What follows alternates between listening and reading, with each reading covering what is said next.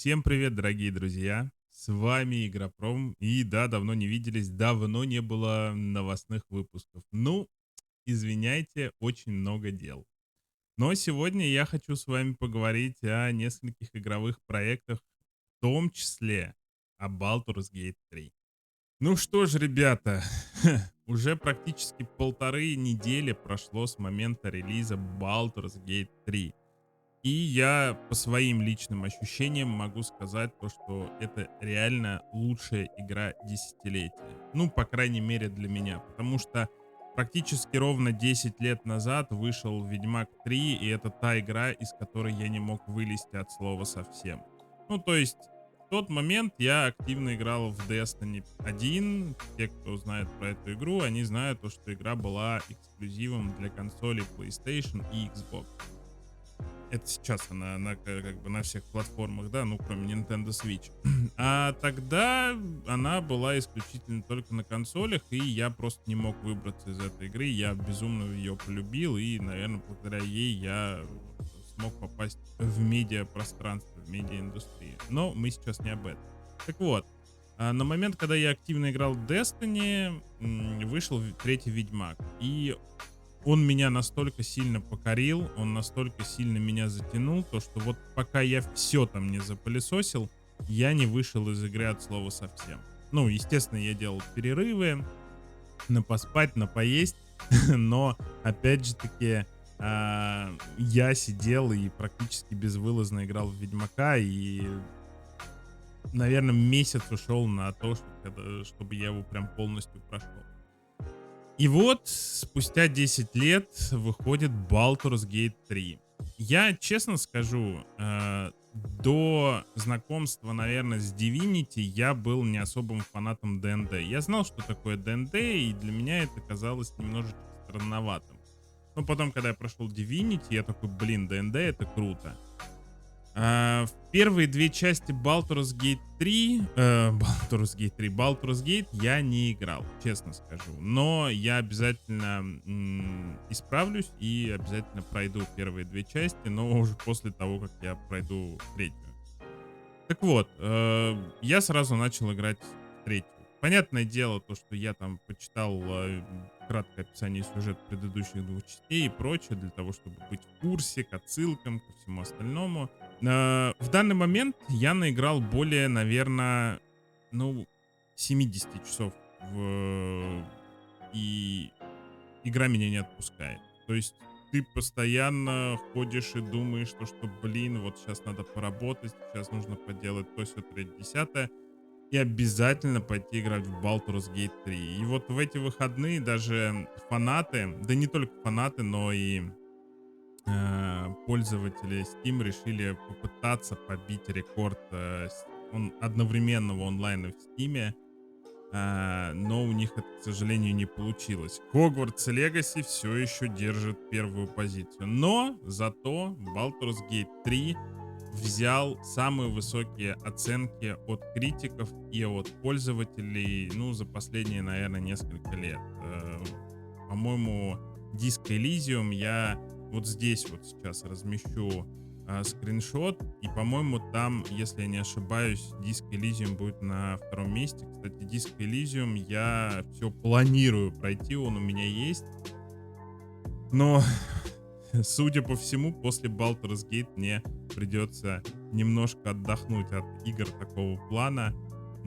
И я могу сказать одно, ребята, если вы все еще сомневаетесь, покупать вам или играть вам или нет в эту игру, 100% играть, потому что игра реально очень сильно затягивает своим юмором, атмосферой, да вообще всем.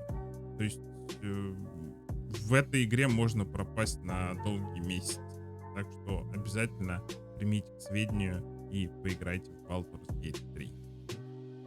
Ну а следующей новостью, ну как новостью, как всегда Electronic Arts умудряются чем-то удивить своих пользователей. И вот тут вот появилась информация, что компания решила закрыть сервера аж с 14 тайтлов своих проектов. Там и Battlefield Bad Company 1, 2, и FIFA, по-моему, начинается, которая с 18. и Crysis зацепил. В общем, список я вот здесь вот тоже размещу, сможете с ним ознакомиться. И самое главное то, что электроники никак не прокомментировали данный момент. То есть они просто сказали: мы закрываем сервера. Все. Ну, по всей видимости, просто ребята решили сократить бюджеты на поддержку серверов. По всей видимости, в компании за последние несколько лет все стало настолько плохо, что вот они решили прийти именно к такому решению. Хотя вот если брать на примере Xbox, то, насколько я знаю, буквально недавно появилась новость, то, что компания Microsoft возрождает старые сервера. К примеру, у Gears of War.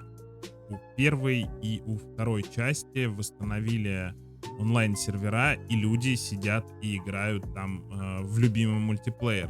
Ну, к примеру, на своем опыте я могу рассказать, что я в какой-то период времени, еще во времена PlayStation 3, и потом, да, только во времена PlayStation 3, я активно играл в мультиплеер Uncharted. Да, не удивляйтесь, но мало, наверное, кто знает, но у второй, и у третьей, и даже у четвертой части Uncharted есть мультиплеер.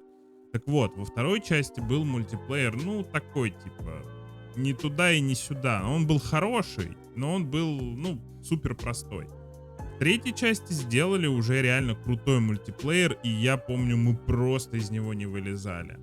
В четвертой части мультиплеер, честно, на мой взгляд, очень сильно испортился. Так вот, я к чему это? Люди в последнее время любят поиграть в старые мультиплееры, потому что новые мультиплееры — это лутбоксы или какие-нибудь батл пассы, а ты хочешь просто вот зайти в мультиплеер, ты понимаешь то, что вот ты можешь прокачать своего героя, ну или там оперативника, за которого ты играешь, да, там с первого там по 100 левел, к примеру. И пока ты его качаешь, у тебя там и пушки открываются, и всякие скинчики открываются. И это всем нравилось.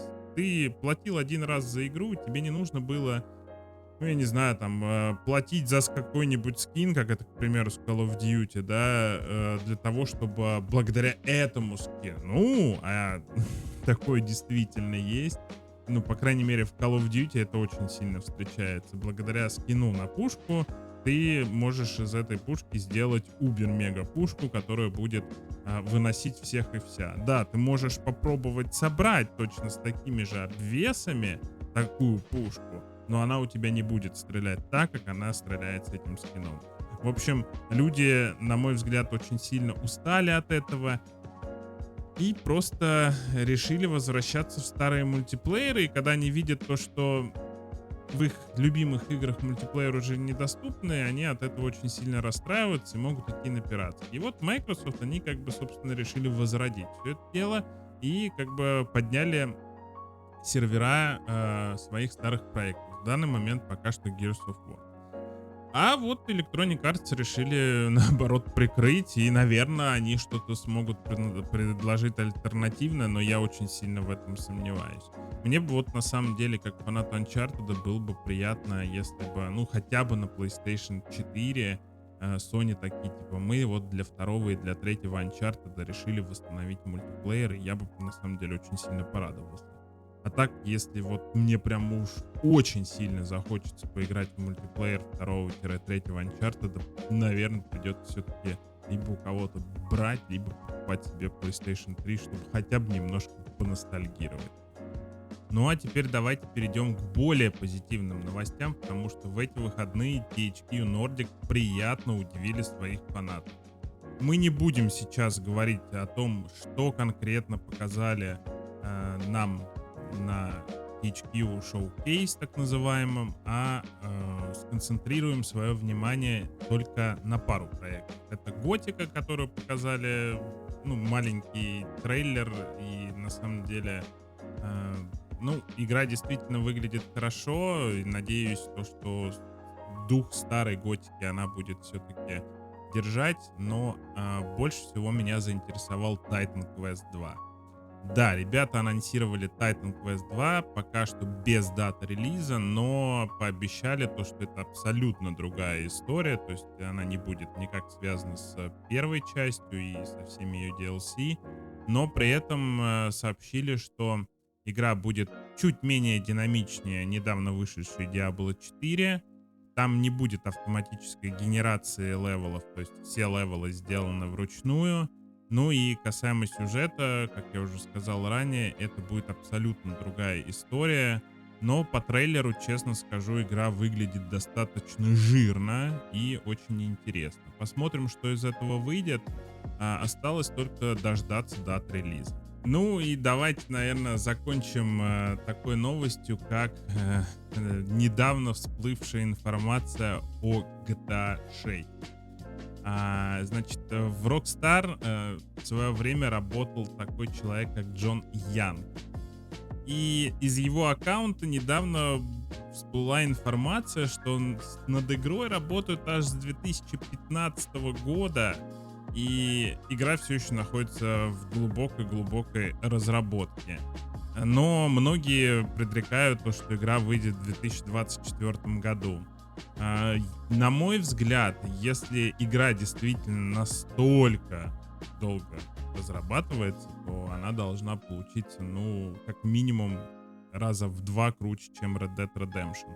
Второй именно.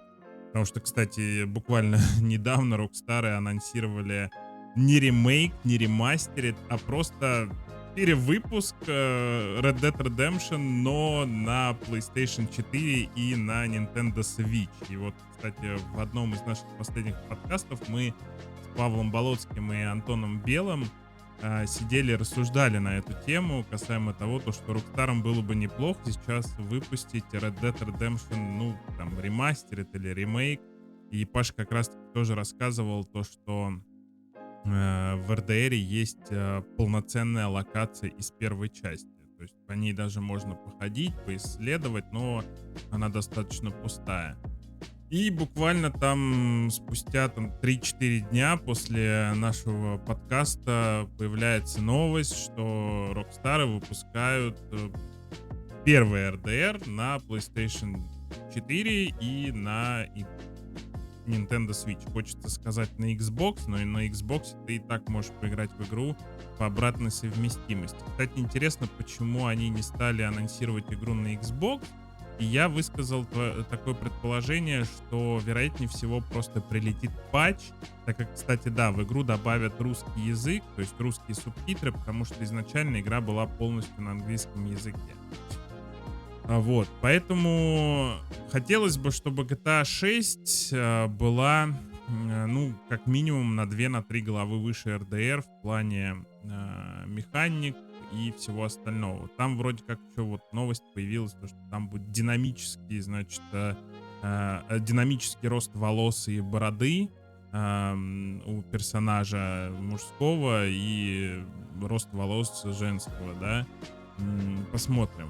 В принципе, такая же тема была и в РДРе, то, что наш главный герой мог зарасти там спустя, я не знаю, там, ну, если постоянно перелистывать время, да, там, пропускать время, то, там, условно, за пару недель он реально мог обрасти большой густой бородой и шевелюрой.